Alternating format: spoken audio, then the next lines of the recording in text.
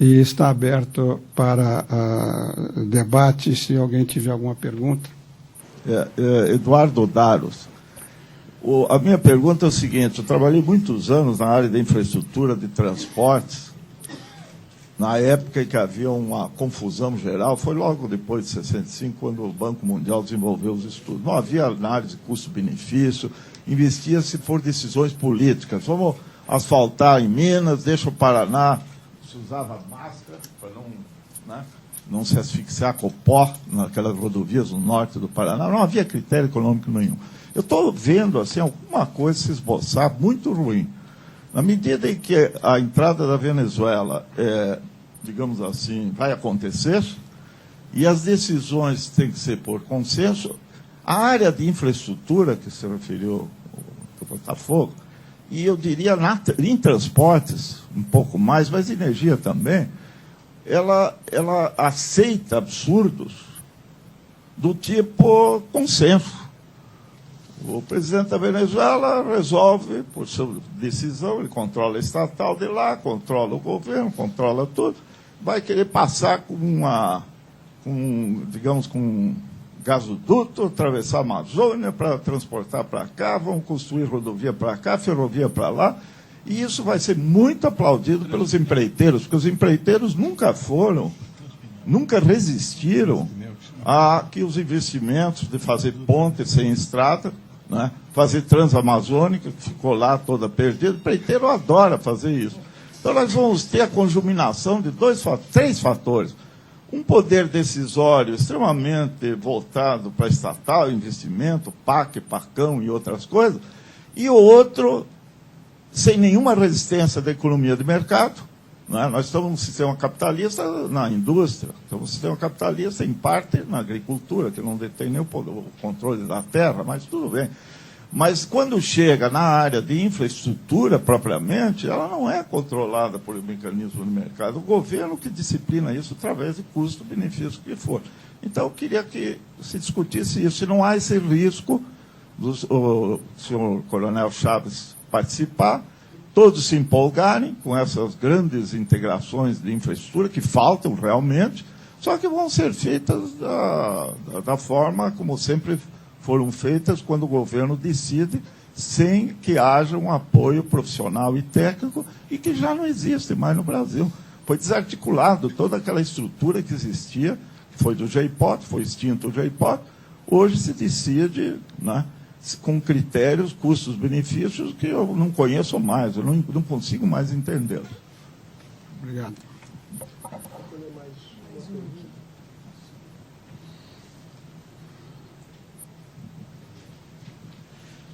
Jorge Luiz dos Santos, e eu queria colocar para a mesa a questão histórica de que a América Latina, até a CNN faz, a CNN em espanhol para a América Latina e não fala português.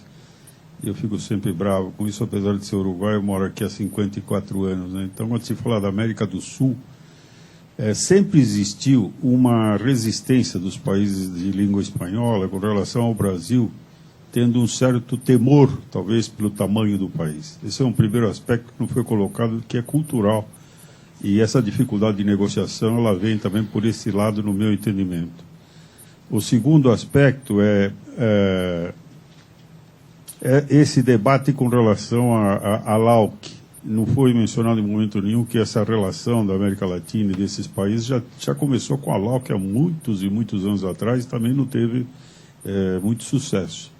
E o terceiro aspecto é, em função dessa crise mundial, a primeira crise globalizada, até onde se entende, se lê e se acompanha, depois dessa crise vai nascer um novo quadro mundial, onde vai se tratar melhor a sustentabilidade, a preocupação com o nível de qualidade de ar, de água, quer dizer, está se saindo um pouco do lado econômico, simplesmente, como foi colocado pela mesa, que estamos discutindo somente o aspecto comercial. Eu pergunto, para a América Latina, ou América do Sul, para o Brasil não interessaria, em termos de ter países mais com economias ou sociedades mais justas, considerando que todos esses países do lado aqui tem um nível de atividade econômica muito pequena? Obrigado. Laviola. Mauro Laviola, da AEB. Eu farei muitos poucos comentários e uma sugestão. Em primeiro lugar, quero me ater às últimas palavras do Rubem Barbosa, porque costuma-se dizer que o Mercosul está numa união aduaneira imperfeita. No entanto, já há muita gente que diz que se trata agora de uma perfeita desunião aduaneira. Eu acho que é mais compatível essa definição. Com relação aos comentários do Roberto Janetti, eu gostaria de... concordo também com o que disse o Rubens, que desfazer a união aduaneira politicamente hoje certamente será uma coisa completamente diferente, difícil. Porém, eu queria fazer uma sugestão, que o Brasil, na realidade, é formalista, é o mais formalista dos 4 governos do Mercosul. O embaixador Botafogo Gonçalves pode testemunhar isso. O Brasil gosta de fazer as coisas dentro de uma formalidade. Então, dentro da decisão 32 de 2000, que exatamente engessou as negociações externas do Brasil, o Brasil poderia não fazer negociações bilaterais de qualquer maneira, mas solicitar um waiver da resolução 3200.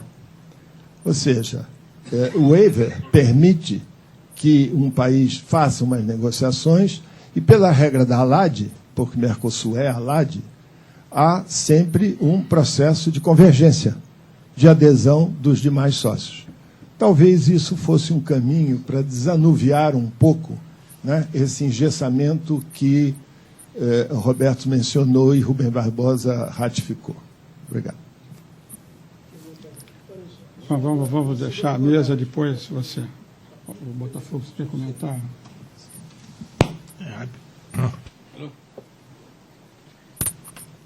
Vou tentar resumir aqui vários desses temas para responder de maneira abrangente. Quando eu fiz a referência à União Aduaneira, não quer dizer que eu estou defendendo a TEC atual. O Marco Valdo falou corretamente. A TEC atual reflete os interesses brasileiros de 1990 e ela está totalmente desatualizada. Certamente ela tem um nível tarifário mais elevado do que deveria ter, ela tem incongruências dentro da sua construção. O exemplo clássico é dos 35% para o automóvel, que obviamente não tem mais nenhuma explicação razoável para isso, senão o lobby do setor, né? Portanto, é muito recomendável uma revisão da TEC, que o Brasil nunca aceitou, o governo brasileiro nunca aceitou. Não estou falando de agora, estou falando quando a Argentina estava bem, quando os outros países estavam bem, sempre foi anátema para o governo brasileiro falar em revisão da TEC. De maneira que hoje é fácil pôr culpa nos outros sócios, quando na verdade sempre refletiu o interesse do governo brasileiro, certo ou errado, sempre recusou a falar na revisão, como até hoje recusa. Muito bem. Em segundo lugar, você mencionou aí os benesses para a Argentina, BK, informática, cedemos ao cavalo. É dentro do mesmo conceito. A nossa tarifa de capital é fora de propósito. Mas é muito melhor você reduzir isso a pedido do cavalo e da Argentina, não quer dizer que você está tomando a iniciativa de fazer. Então nós somos, eu posso falar, porque fazia parte desse processo, extremamente habilidosos de tirar a castanha com a mão do gato, entendeu? E em vez de fazermos nós mesmos. Então é culpa da Argentina. Como também essa negociação comercial que fracassou com a Europa, não é? É muito fácil dizer que foi a Argentina que criou obstáculos à eliminação de certas tarifas industriais, quando, na verdade, se você apresentar lá na Fiesp, não vai ter o apoio da Fiesp com relação a um grande número de reduções propostas pela União Europeia nas tarifas industriais. Mas não é a tarifa industrial que atrapalha e atrapalhou a negociação com a União Europeia. Mais uma vez, foi confortável para o governo brasileiro pôr a culpa na Argentina. A União Europeia, como aliás os Estados Unidos no antigo ALCA, tem uma série de exigências muito complicadas. Regimes de solução de controvérsias, compromissos de compras de governo, propriedade intelectual, que o Brasil nunca aceitou, e amanhã, se abrir uma negociação bilateral com a União Europeia ou com os Estados Unidos, esses problemas vão pôr na mesa, e com a Argentina ou sem a Argentina, nós vamos ter que, se não mudarmos a nossa política, rejeitar. Portanto, é falsa a noção de que nós não fazemos essas coisas por causa da Argentina. Nós fazemos porque não queremos. E não queremos, errado, certo, podemos rever isso, mas não é verdade que seja por conta da Argentina. Daí, o seu argumento de camisa de força é totalmente imaginário. Nunca eu soube de nada que o Brasil quisesse fazer no Mercosul que não o fizesse impedido pelo outro sócio. Os outros podem queixar nós. Nós nunca podemos nos queixar disso. Agora, o que existe é o seguinte, há um exagero da importância da tarifa no mundo de hoje. Eu concordo com você, é um exagero. Razão pela qual, aqui eu entro num outro capítulo meu favor, muito preferido meu, que é o seguinte, ao contrário do que todo mundo pensa, as perfurações da tarifa aduaneira, portanto a imperfeição, não é uma demonstração de fraqueza, é uma demonstração de fortaleza do Mercosul. Se o Mercosul fosse formalista, ele teria já acabado. Porque a tarifa aduaneira não interessa nem ao Paraguai nem ao Uruguai. Ela foi imposta a esses países que, em troca de uma possível abertura adicional ao mercado brasileiro, toparam abrir mão da sua liberdade tarifária. Então, aceitaram que eles vão ter que importar a tarifa, inclusive de bens de capital a valor muito elevado, mas com algumas exceções. Então, os regimes especiais de importação uruguaia, a admissão temporária, tudo isso são respostas pragmáticas, que eu diria até anglo-saxãs, ao regime clássico de você não ter exceção à tarifa. Mas não termina aí. As exceções à tarifa, o Brasil as usa e abusa com grande alegria, com grande satisfação.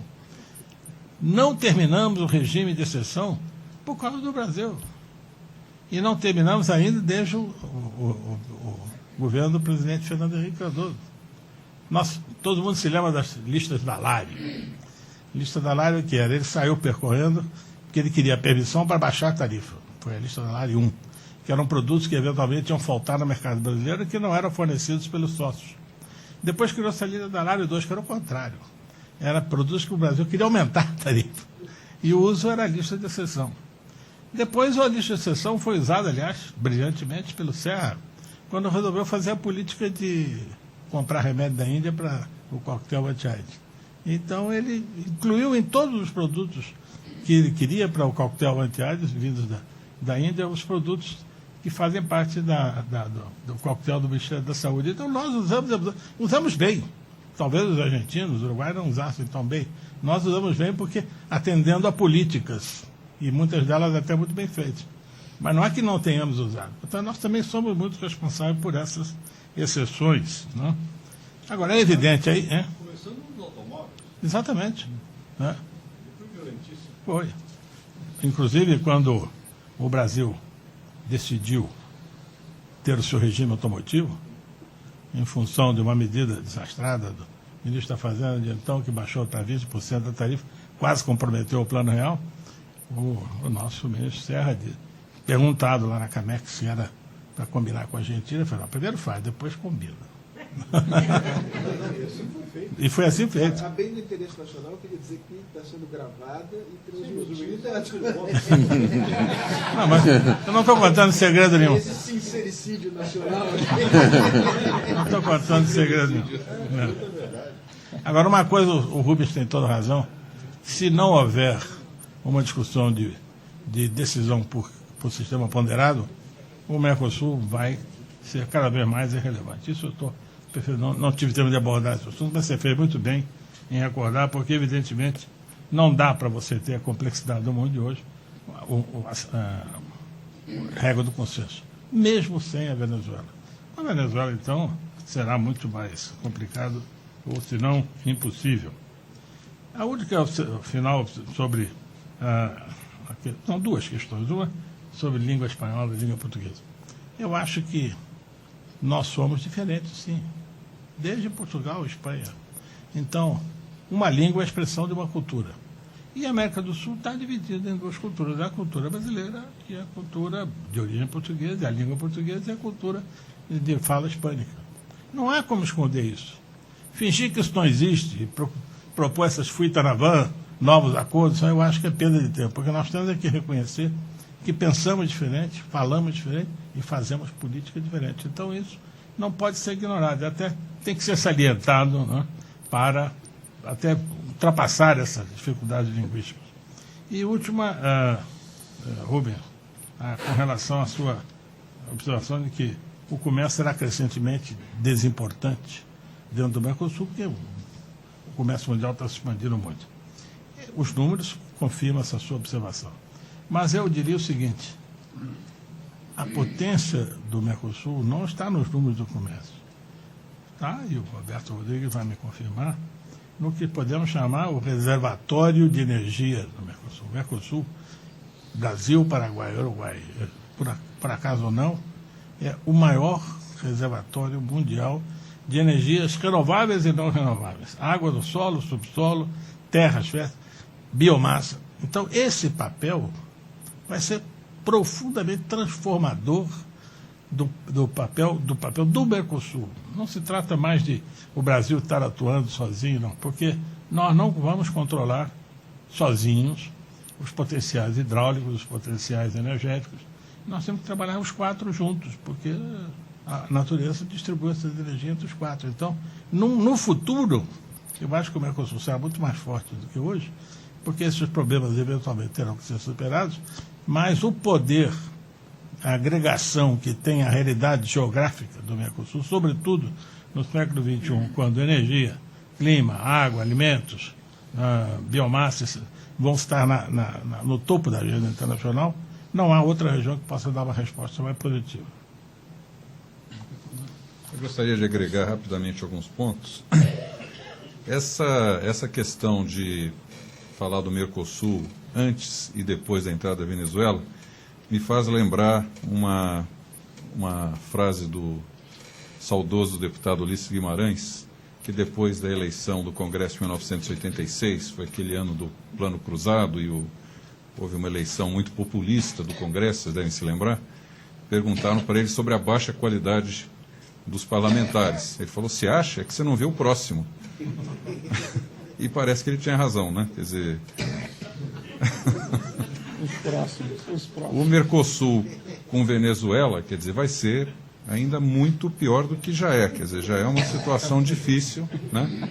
De controvérsia, de dificuldade negocial. Enquanto o voto for paritário e consensual, e com a Venezuela adentrando o Mercosul, eu acho que nós vamos ter realmente uma dificuldade crescente. A questão que foi perguntada pelo senhor ali a respeito da infraestrutura e das políticas comuns, quer dizer, eu acho que a eficiência de alocação de recursos certamente não passa por decisões políticas consensuais do Mercosul. Eu tenho certeza disso, que vai acontecer besteiras de todo tamanho. O gasoduto chama-se de Transpinel, no Rio de Janeiro, né?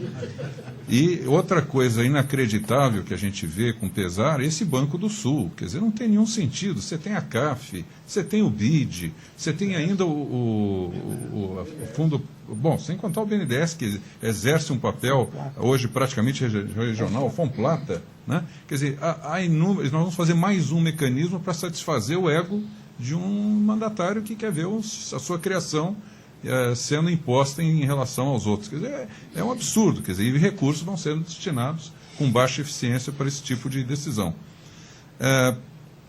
Na questão da LAD e da LAUC, eu queria dizer que há algumas heranças benditas da LAD e da LAUC. Um deles, que eu considero e sempre defendi com muita ênfase, é o CCR, Convênio de Crédito Recíproco, que tem sido crescentemente utilizado, especialmente em épocas de crise, como nós temos agora, e que esse dá uma vantagem competitiva e uma segurança de pagamento que outros países não conferem, que não tem a mesma situação.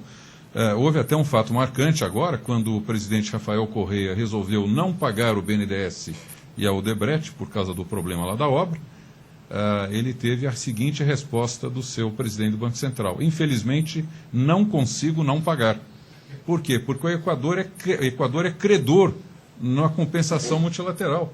Então, antes de que ele não pague, ele tem que receber quer dizer, antes de pagar, ele tem dinheiro a receber da compensação. Então, toda a conta é descontada e ele não consegue não pagar o BNDES.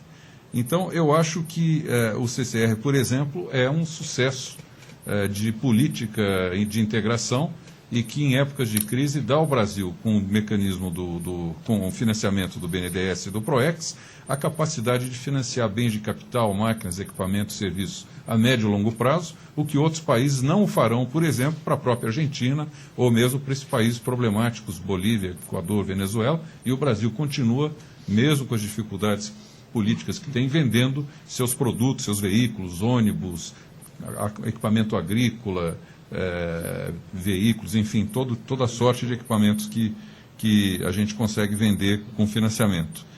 E a dificuldade do Brasil dentro da América do Sul, por falar português e por ser um país de uma dimensão maior, importante, de fato, o tamanho desintegra de uma certa maneira, né? Quer dizer, o Brasil tem uma dificuldade essa assimetria em relação aos outros países, cria uma dificuldade de integração. Eu reconheço isso, mas a postura nossa tem sido tanto quanto possível de harmonia e solidariedade aos parceiros. E falo, assim, não só de discurso, mas de fato, a postura do empresário brasileiro hoje, eu vejo isso na Fiesp, é de procurar oportunidade de investimento, de criação de negócios, até de procurar importar desses países com a consciência segura de que, se não houver um relativo equilíbrio nas relações, a situação não se mantém. É impossível preservar um relacionamento desequilibrado, fortemente desequilibrado, para sempre. Tanto que nós estivemos discutindo esses dias mesmo na Fiesp o que nós podemos fazer em termos de políticas de apoio ao Paraguai, na medida em que nós estamos endurecendo e devemos endurecer na questão de Itaipu, de não mexer no tratado, de não rever a questão da energia. Tudo bem, esse é um ponto, mas existe uma frustração do Paraguai em relação ao Brasil? Existe.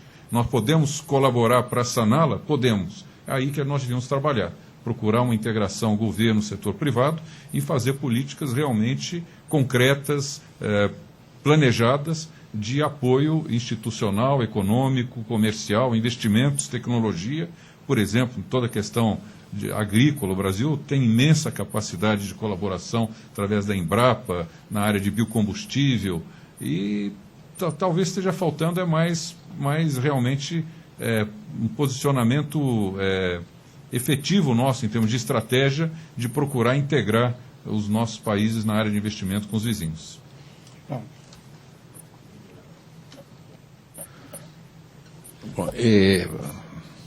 eu vou convergir quase em tudo com o embaixador Botafogo, mas acho que uma dose dupla é necessária para algumas afirmações.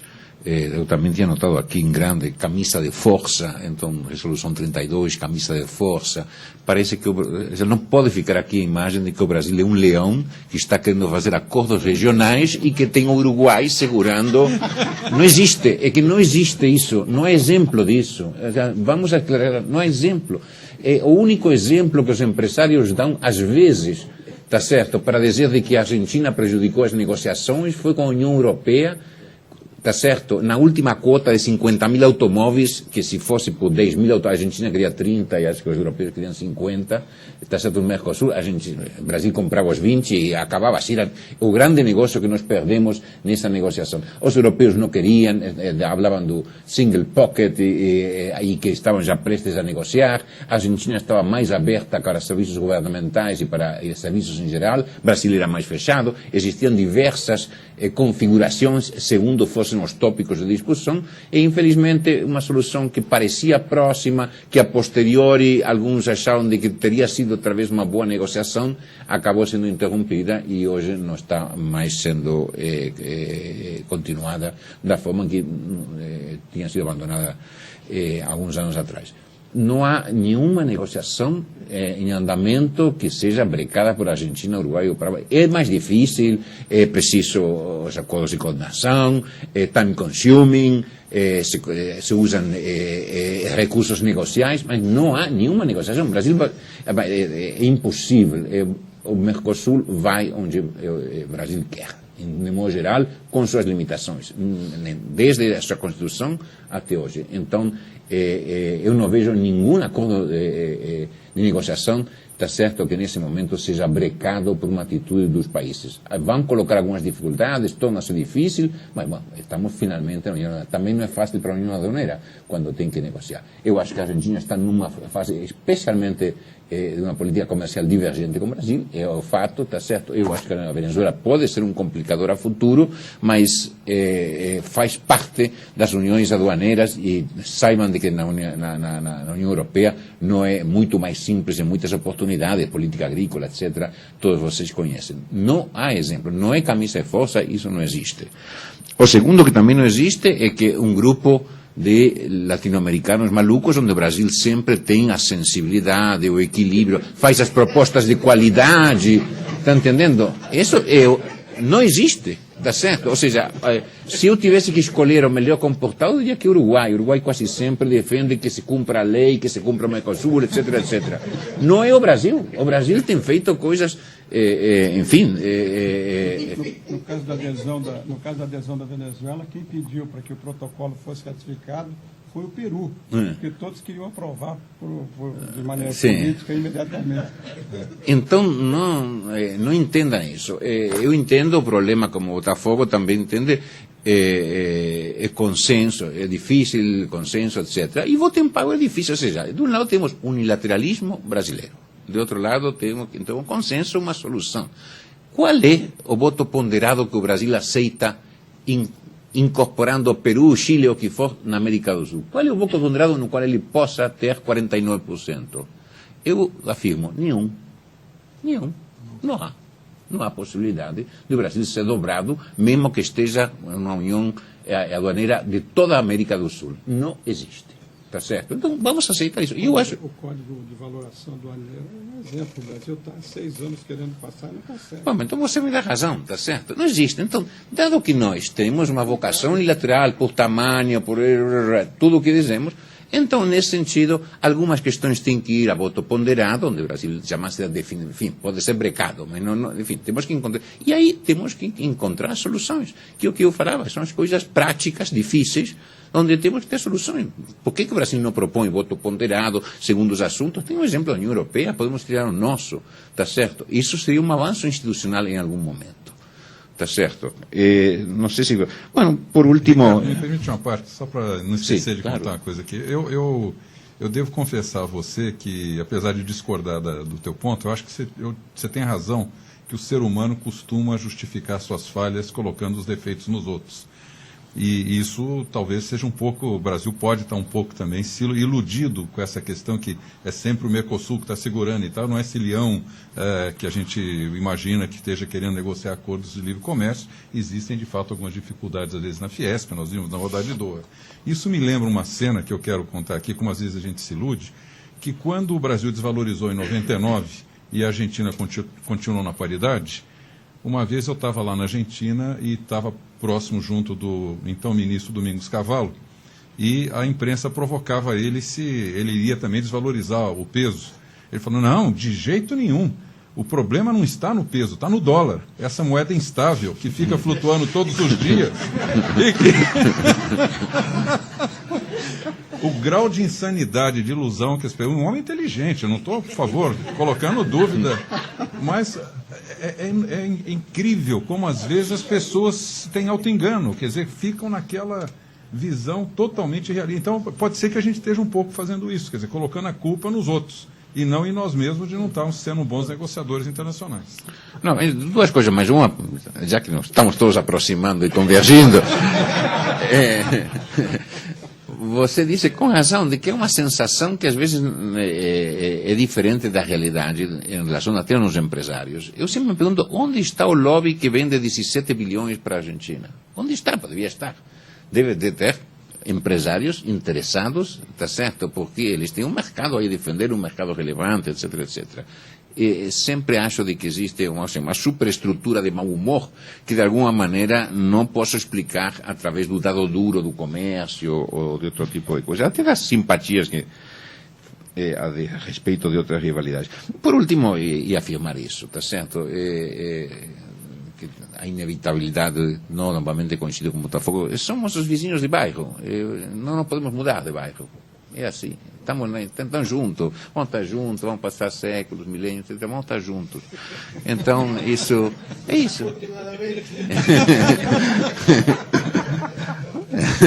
Não, tudo bem. Todos temos humor. Obrigado. Temos mais 5 minutos, dá para mais umas 2, 3 perguntas.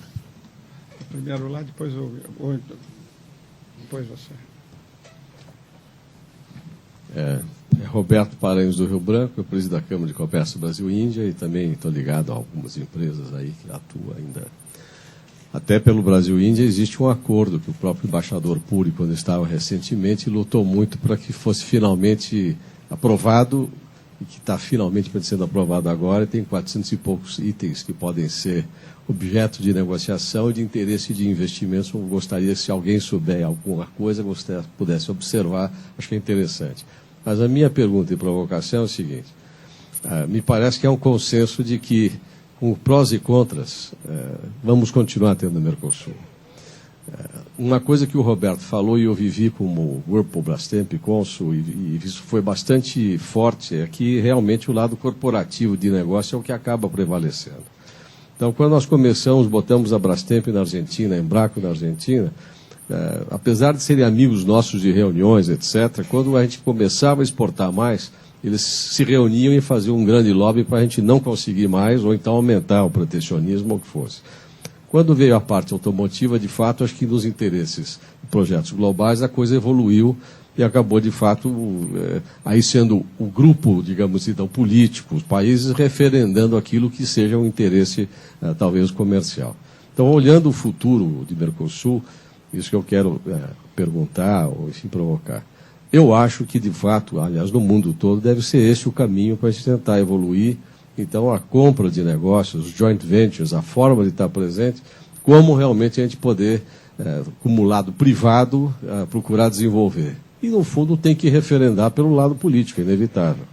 Então, além dos que realmente hoje fazem parte do Mercosul, a minha pergunta também é o seguinte, como foi também a perguntar aquela hora, já que eu também estava com a Lau aqui na cabeça, a Lade, é que na nossa infância, primeiro o Mercosul era a Latina América do Sul, e, no fim, a gente acabou ficando o sul da América do Sul a não ser o Brasil. Agora talvez o Hugo Chávez venha para complicar.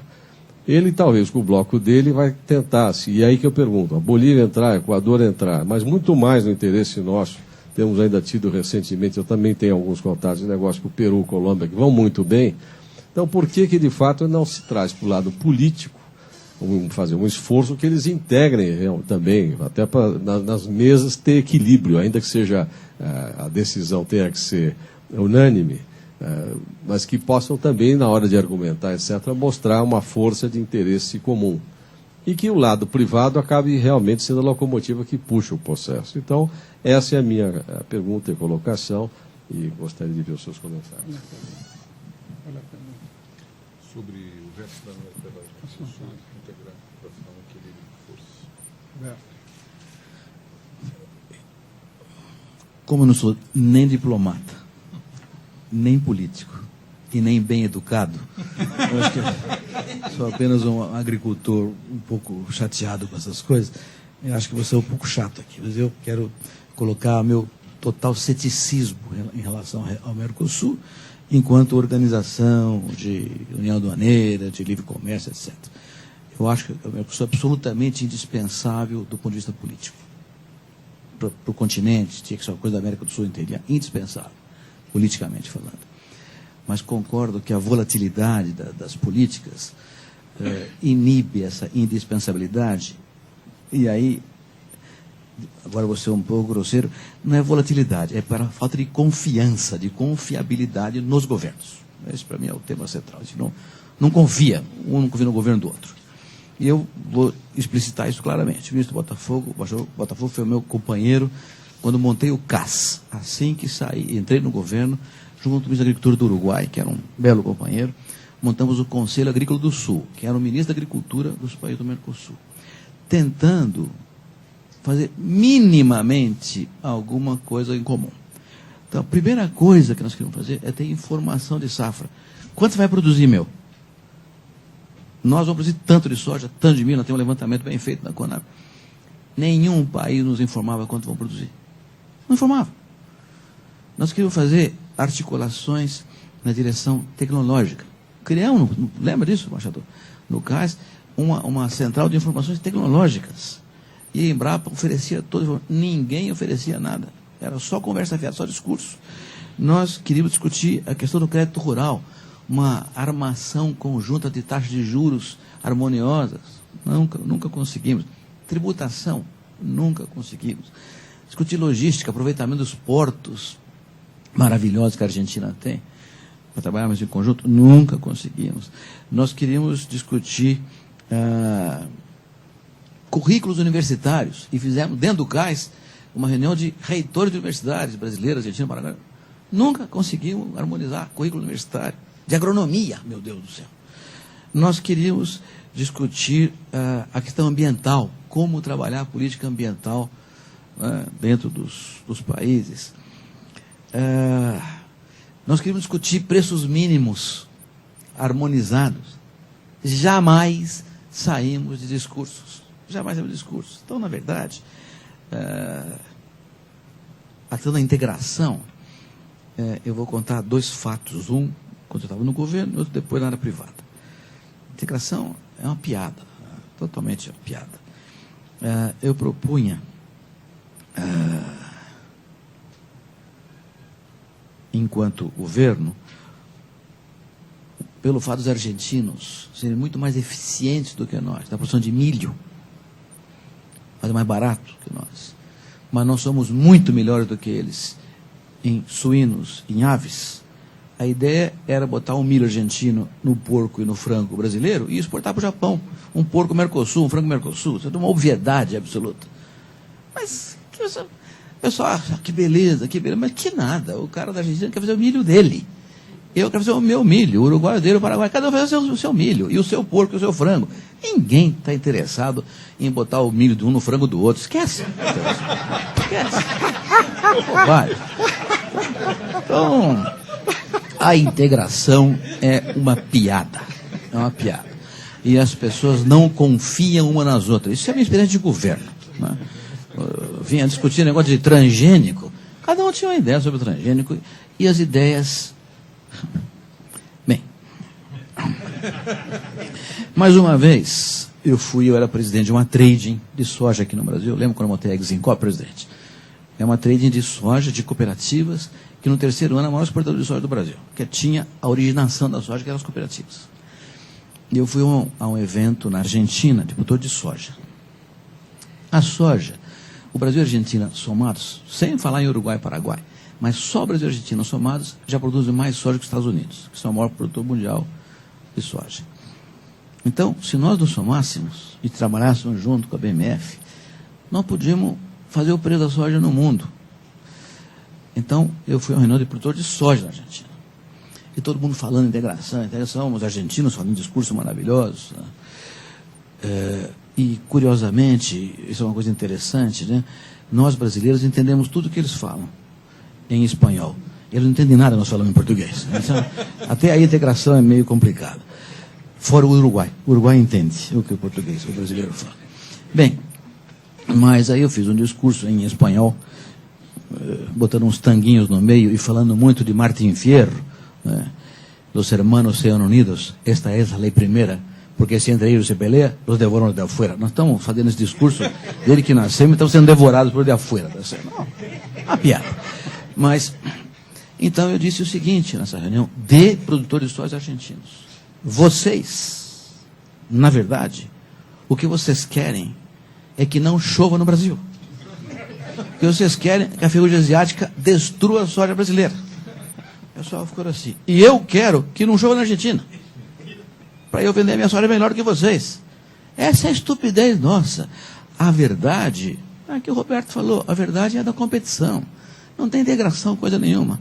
Então, lamentar essa posição minha, muito cético, totalmente cético em relação a esse assunto, reconhecendo, não obstante, a importância fundamental política da integração, mas eu quero concordar com o Botafogo inteiramente. O que vai preservar o Mercosul não é um acordo político, não é um acordo diplomático, é econômico.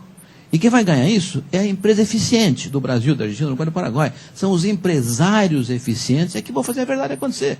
Vão integrar por aí. Bom, porque são bons. E não interessa se vem... Rubens, eu fiquei preocupadíssimo. Você falou que o Itamaraty consultou a única sobre acordo agrícola. É uma surpresa. Eu criei uma Secretaria de Relações Internacionais do Ministério da Agricultura só para assessorar o Itamaraty. E quando eu estava lá foi ótimo. Lembra? Trabalhamos junto perfeitamente bem. Não sei porquê, eu não consulto mais a gente, o Ministério da Agricultura, enfim, mas que tem todas as informações sobre tudo. Até sei por quê. Porque o Ministério da Agricultura tem uma posição e o MDA tem outra posição, então o Itamaraty fica sem saber como é que faz. Tem também esse lance político internamente. Mas, enfim, eu queria concordar muito aqui com o Botafogo e achando que é isso mesmo, que vai, o Mercosul prevalecerá, com ou sem Hugo Chávez, o Padre Nosso do Uruguai aí também, aqui. Do Paraguai,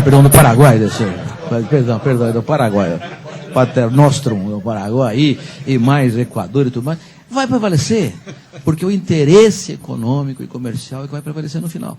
E os empresários eficientes e competitivos vão montar empresas nos diversos países, como vão montar na Índia, como vão montar na Ásia, na Europa e nos Estados Unidos também, e nós vamos ganhar essa guerra, porque a eficiência e a competitividade prevalecerão.